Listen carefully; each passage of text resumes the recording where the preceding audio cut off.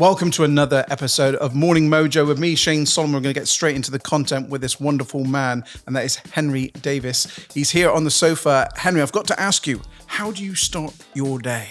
It's very important to me that I get up and get going and exercise straight away. That's what's very important to me.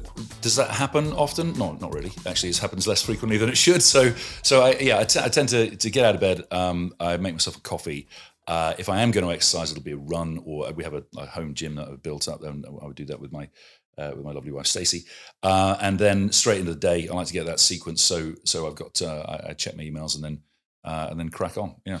See, I couldn't run a bath, so fair play to you on that. You know, I do like a bit of swimming, but running is, but... Well, I'm not the right build for a runner, to be fair. So my wife's quite sprightly. I am not. So she kind of lugs my sorry carcass around after. It's fine. I'm used to it now.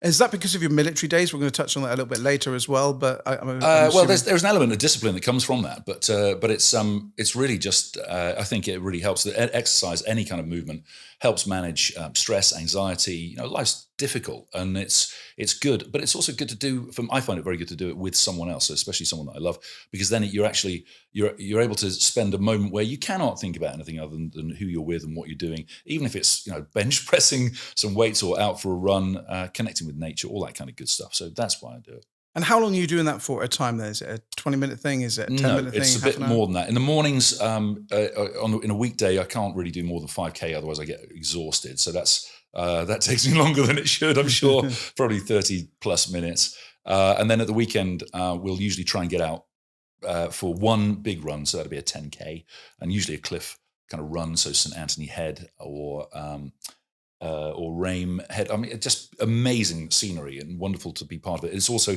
incredibly challenging. So we don't do it quickly. I'm not interested in that. I'm not interested in competing. I'm not interested in getting in being in a race of any sort at all. I want to do it for me and for my relationship, for my headspace. So that's why. Now, we were speaking in the green room earlier before recording, and you've got a fascinating story. I was just listening intently. I've told it so many times it's not fascinating to me, but I'm very happy to share it, Shane. I think Megan would have heard it 3 times. So she's like, oh, kill me now. And we'll touch on that, but I just want to stick with the military side of things, because you were in the Navy. And what skills in the Navy do you still use now, would you say, for people listening and watching this podcast for inspiration? What kind of skills are still there? So I mentioned discipline already, and that is a big one. But it's not about doing things because you think you should. It's about doing the right thing. It's almost integrity and discipline, doing the right thing when no one else is watching, right? So I kind of live by a set of values that I guess were woven into me. And part of that is kind of, so we're talking discipline, integrity, or honesty as well. Like, I'm really scrupulously kind of honest. And that comes from my days as an aviator, where you can't rely on one person in the aircraft to get all the decisions right. You have to open it up to whoever's in the aircraft or whoever's on the ground, in the ground crew. So what you might expect to be quite a hierarchical organization, in aviation is actually very flat. So, and that all relies on honesty and psychological safety. So I kind of bring that with me, and my current role, and I say current role because I'm constantly kind of, I'd like to say evolving. My current role is I actually use my time in the military, my time as an aviator, plus the 15 years it's been where I've learned probably arguably more about leadership and teamwork to bring teams together, to give a new sense of purpose, to really develop leadership, teamwork and followership in organizations big and small across both the private and the public sector. Okay. What do you do when things aren't working? So that's the point where you have to take a pause, take a breath, and then turn that reaction, which is like things are going wrong, I really need to, this is spiraling out of control, turn that reaction into a response. So that is a discipline where you just got to go, okay, hold on a minute. There are some things I can control and some things I can't. Let's ignore the things I can't, focus on what I can control. What I can control, I know for sure, is my breathing. So I can take a breath in, hold it, and then slowly release it. Do that twice, and that limbic system will calm right down. And I've taken back a little bit of control, and that is the key in. And in my role, sometimes we'll talk about it, I'm sure, but make films as a director. That's kind of the essence of that, where you say you have a team full of really talented people, and the stakes are pretty high, and there's a lot of money on the line, and sometimes you just got to give them direction, and the direction is often just that first step down the right path. The rest of it will kind of take care of itself. So try and apply that across my entire life, really. Fantastic. Now, breathing, that is, you've just touched on that, but that is a huge thing, and doing it right. If you don't do it, you're in trouble. Well, Right? absolutely. So But the thing is, we do it just without thinking on autopilot, but there is something said, in actually taking time to breathe properly. Yeah. And I think there's an awful lot of science and coaching around it. And I know there's a colleague of mine did a day where he was being coached how to breathe as he was exercising, and it was not. I mean, we all tend to breathe through our mouths these days, but there's some science. I'm not sure how much behind the idea of actually breathing through your nose and out, in through your nose and out through your mouth. That's certainly how I try to control my breathing. But I find myself like the rest of us, just mouth breathing over a computer most of the day. So that sounded wrong, but you know what I mean. I know what you mean. Don't worry. Now, the idea of this podcast is to inspire and motivate people in the morning, that first 20 minutes of the day while they're getting ready, if they're in the office or in the gym, wherever. And where's the inspiration for Henry? Where do you pull your inspiration from the younger age right through till now? Yeah, so I mentioned that I feel like I'm in constant evolution, or constantly evolving rather, and that's really important to me. I want to learn. I want every day to be a school day. I'm not afraid of change. I quite like it, and I quite like the opportunity that risk brings. So I get my inspiration from challenges that lie ahead of me, and some of which I don't even know. And for me, it's about kind of leaning into that, and that sensation of like, oh, might be uncomfortable, but going, you know what, I'm going to explore that and find out what that means. And I think that first 20 minutes of the day it's vital. And if you are listening to this, I implore you to think about this. Right, think about one thing you can practically do today, one little thing, 1% difference that you can make to your life, your working environment, your home environment, that's going to improve it. Just one thing. It could be saying good morning to someone that you wouldn't normally, or putting a smile on, or singing a song at the top of your voice, or being kind, or doing. It doesn't really matter. That's yours and yours to decide. But it is something that you should do. Practical, simple difference. I like it. Working within the local community, do you get involved in any of that? Any kind of local sports clubs, anything at all? Yeah, I've been a rugby coach at Truro RFC for a decade actually, and that was, I've always loved that. It's really great. I used to play rugby as a kid. You can probably tell by my build. But I stopped playing in my mid to late 20s. But I always loved it, and my kids kind of got into it, so I started coaching.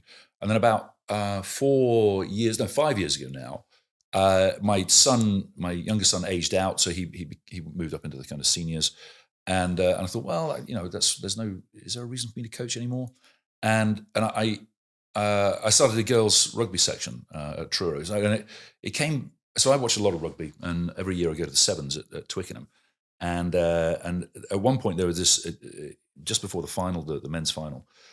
There was two teams from, I think, Gloucester Hartpury, and I'm not sure where the other ones, maybe Loughborough, and they were competing, and they were girls, and they were competing for their rugby sevens cup final, national cup final, and it was must have been at that point the greatest day of these young athletes' lives. They were on the main stage at Rugby HQ at Twickenham, and with a crowd of about 30,000 people, so a massive moment. And as they were warming up, I became aware of wolf whistles and cat calls around the stadium, and it just really got to me. And I thought these young women, these young athletes, are being, on this day of all days, being objectified. And now I don't have daughters; I have two sons, and it maybe comes as a shock to you, but I've never been a woman, so I don't know that experience. I haven't lived that experience, but I thought it really bugged me. It got on my nerves, and I thought, as I often do, well, if I'm not going to do something to take some practical steps again to change this narrative, then I'm kind of part of the problem. So I decided to go and start a girls' rugby section, hoping that it would help. I didn't really know, but hoping it would help unlock some of these young women and the challenges that I assume they face and that I read about. And so that's what I did, and it's been really successful, and I absolutely adore it. Well, what a lovely inspirational kind of thing you're going on about here. I've got a funny feeling that if I was playing rugby against you, I'd certainly just pass you the ball. I don't think, I'd be like, have it. I am quite a big guy. Yeah. You always forget how big you are until you meet the normal humans. You're like, oh, it's like Gandalf visiting the hobbits. My wife's family are really, really short. And I was up seeing them in Yorkshire the other day, and as I walked into their house, I was banging into all the stuff that was dangling from their ceiling. So you can be a bit self-conscious about it sometimes. I want to talk about inspiring people, actual people in your life, whether that's people you know, people you've watched at a distance. Do you have any certain people that's kind of inspired you from the early days through now? That's a really wonderful question, Shane. I couldn't name one single person that's Hmm. been um, that takes all that responsibility. Sure. I've got to say, I try and take the best of people. I mean, I could talk about my mum, who is a wonderful, wonderful woman. She's died 10 years ago. She's incredibly passionate and a really wonderful artist and very beautiful, all that stuff. But she was also, by turns cruel and cold and vindictive. And I think I kind of took from that, like, you get to choose the actions that you take. So, and we are all, at some point we're all adults, we get to make those decisions. So I thought, I want to take the best from those people. My dad's very determined and loyal, and he's deeply kind, so I try and take that as well. So, and I constantly learn from my children, which may sound like a dreadful, TV couch cliche, but I really do. Like, these are young humans who have so much ahead of them, and they live by a code that I hope I've had some input on, but it's their code, and I'm constantly learning from them. So that's not much of an answer for you. It's not like Winston Churchill. I loved him. No, I Sure. just don't feel that But it's way. different for everyone, and Yeah, that's yeah. what I'm trying to dig out from people. I just want to say a massive thank you at this point, by the way, to our sponsor, First for Floors. We wouldn't be able to do these podcasts and find out about these amazing people had it not been for our sponsors. So a massive thank you to First for Floors, Stuart Dawes and Matt Harlow there. Do a wonderful job, commercial and domestic flooring. Make sure you give them a shout. They're based at Roach, Victoria. If you're looking to do up your home, looking to do up your business, consider these guys. They're the really top of the game, and we appreciate your support. But anyway, back to Henry. I just want to ask you, what best piece of advice have you been given? So I do, as you can probably tell, a lot of talking and not much listening. And someone said to me, "You've got 2 ears and one mouth for a reason." So that I now these days I do a lot more active listening, and that is very, very good advice. And the final, or not final, but and the other piece of advice is just, life is tough, right? And it can kind of keep you down. And the whole point of life is to get back up and go again. So I think those two pieces of advice would probably be, where I'm at if you wanted to triangulate me. Yeah. Great bit of advice. In fact, one of my friends told me once that those who listen, he said, make the most money. He said, listen. He said, listen more. Listen more. I said, right, I'm going to stop talking. That is true. Which is why you're asking the questions. Oh, I'm doing this wrong. And I think last year he turned over 200 million. So, he's on track might know what he's doing. to do well. Let's talk about the acting side of things. Let's talk about film producing. You've got a film production company. Yep. Let's go over that and the kind of inspirations that come from that, and what takeaways people can take from your time in that industry. Okay. So I began. I'm 52 now. Oh, 53 tomorrow. Goodness me, I've forgotten that. But when I was a teenager, like a late teenager, I really wanted to be an actor, and I grew up in the era of where films like, I guess I was a little young for Jaws first time round, but Raiders of the Lost Ark, the Predator, sort of Schwarzenegger, Stallone, Willis, times. like brilliant, right? Wonderful. And where cinema was pretty pure, some really good auteurs and craftsmen doing great work with terrific movie stars. And I always really loved. I got so swept up in cinema every time that I went to the movies, and I just adored it from minute one. Probably Star Wars, I should think, kicked it off. And so I kind of thought, well, how can I get into that? And in back then, no, I didn't. How do you become a director? I mean, there was no courses that I knew of anyway.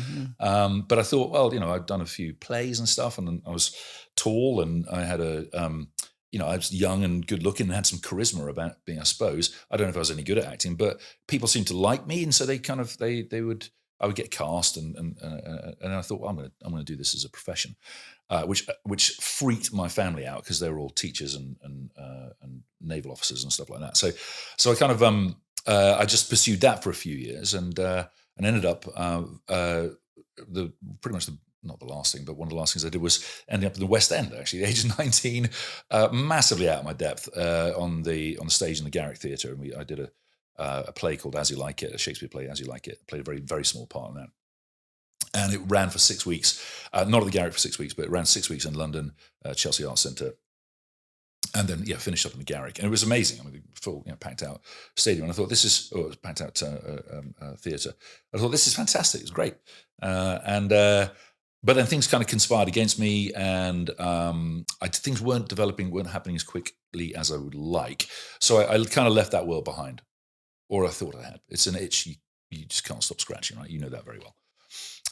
So anyway, I got into. I decided to shift focus and got into moved into the Navy, but I never lost it, right? And when the digital revolution came around and all the plays that I've been writing and directing, I thought, I could turn these into movies. I could actually learn to film, learn to edit. So I did that, and I started an independent production company, as you say, made a film down here locally called Tink's Kitchen. That was back in 2007.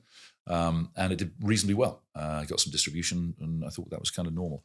Again, things kind of conspired against me, and that kind of the credit crunch of 2008 bit. But I still kept in that world, and I kept in commercial and corporate world until my second kind of bite at the cherry, which is a company that I started with a close friend of mine called Stick and Rudder Films, and it's still going now after 6 or 7 years. And we made a couple of high profile things, but we're kind of in the VR and animation sector at the moment, which is wonderfully exciting, and I really enjoy it.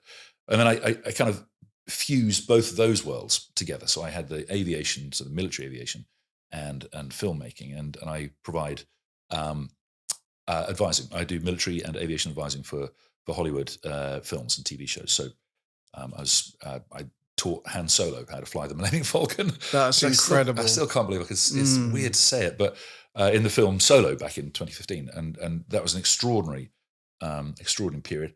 I've also worked on a film called The Old Guard, and then more recently last year I was the military advisor on a Netflix TV show called The Diplomat, which is very exciting. Yeah, so. It's pretty incredible, your story. Like I said, we're just sketching it over at the moment. I feel self-conscious talking about it. It's fascinating. And the thing is, for me, I don't want to wrap this up, because I try and keep them within 20 minutes, and it's very, very close. But is there anything that you'd like to mention that I've not prompted you about so far that you want to kind of put on the listeners and viewers? Well, there's a friend of mine, a lovely, lovely friend of mine, a guy called Ben Hartley. We were co-pilots together. We were in a band together. We made films together, et cetera, et cetera, et cetera. And he was on a podcast recently. He runs the Idea Space over at Cambridge University. And he said, someone asked him, well, you've done loads of different things. And he said, well, yeah, but why would you want to live one life when you could live several? And I thought, obviously I called him up and took the mick out of him, because it's quite a pompous thing to say, but there's a huge amount of truth to it. And I would say to anyone, right, that you are not constrained by what you think life is serving up to you. You are not constrained. You get to choose what you do, where you make your next footstep. That's up to you, and you should empower yourself, and you should empower your children to feel the same way. Life is an endlessly branching series of opportunities, and you should look very carefully at every single one of them. That is a great way to end the podcast. Okay. The words there from Henry Davies. Thank you so much. Have you enjoyed it? I've loved it. You guys are so nice. The environment's terrific. Yeah, I couldn't have asked for more. And I think what you're doing is fantastic. So yeah. Well, you're welcome here anytime. I would just like to say a massive thank you, as always, to our producer, Megan, and of course, Jay, who's been mixing the podcast today. We couldn't do it without the team, of course. So a big thank you to them, but also to First for Floors, your #1 flooring specialist here in Cornwall and even into Devon. Give Stuart a call. They'll look after you for any of your flooring needs. But for myself and the wonderful Henry, we've enjoyed your company, and have the most amazing day. And I'll see you next time.